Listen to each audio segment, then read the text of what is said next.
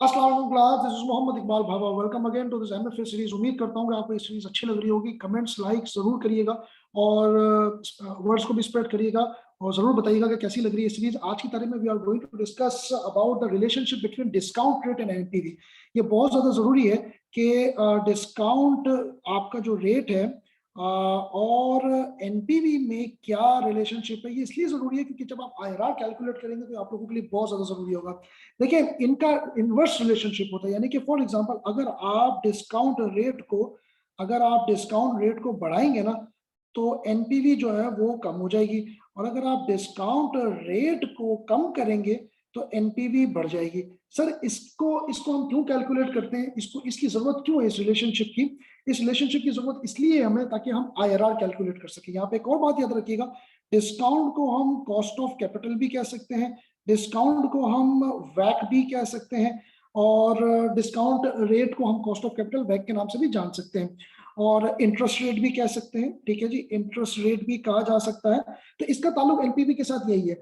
अगर for example आपकी IRR, जैसे हमें पता है आईआरआर जो है वो पॉइंट होता है जहां पे एनपीवी जो है ना वो जीरो हो जाती है। ये याद रखिएगा, आईआरआर आपको वो परसेंटेज देता है जहां पे एनपीवी जो है ना वो जीरो हो गई। फॉर एग्जांपल मैं आपको एग्जांपल देता हूँ। अगर आपने 10% पे एनपीवी कैलकुलेट करी और आपकी एनपीवी आई 200, 10% पे आपकी एनपीवी आपने डिस्काउंट रेट रखा और एनपीवी आ गई 200। अब आपको जो है ना वो आईआरआर कैलकुलेट करने के लिए जब एक पॉजिटिव एनपीवी आ गई तो आपको एक नेगेटिव एनपीवी चाहिए। सर, पॉजिटिव एनपीवी आ गई तो नेगेटिव एनपीवी क्यों चाहिए? क्योंकि देखिए ये जो है ना, ये फॉर एग्जांपल जीरो है, यहां से जो है ना नेगेटिव फिगर शुरू होती है, ये नेगेटिव एरा है, और ये पॉजिटिव एरा है, यहाँ से सारी पॉजिटिव है। आपका 10% पे 200 जो है ना वो पॉजिटिव एरा यहाँ पर आ गया।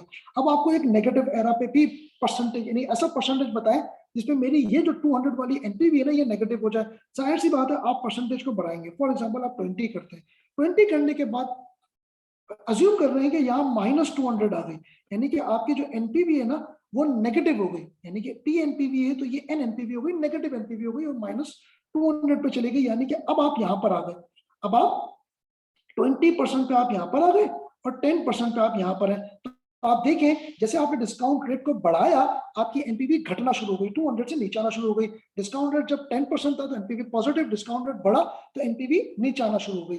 अब आप जब आईआरआर कैलकुलेट करेंगे ना तो IRR somewhere in the between, यानी कि 11% से लेकर 19% पे आपका आईआरआर आएगा। फॉर एग्जाम्पल आईआरआर एग्जाम्पल ले रहा हूँ, आईआरआर आपका 16% आया, तो आपको ये अज्यूम कर लेना चाहिए कि ये जो जीरो है ना ये 16% है। तो आईआरआर वो पॉइंट होता है, यानी कि वो रेट ऑफ इंटरेस्ट होगा जहां पे एनपीवी जीरो हो जाएगी।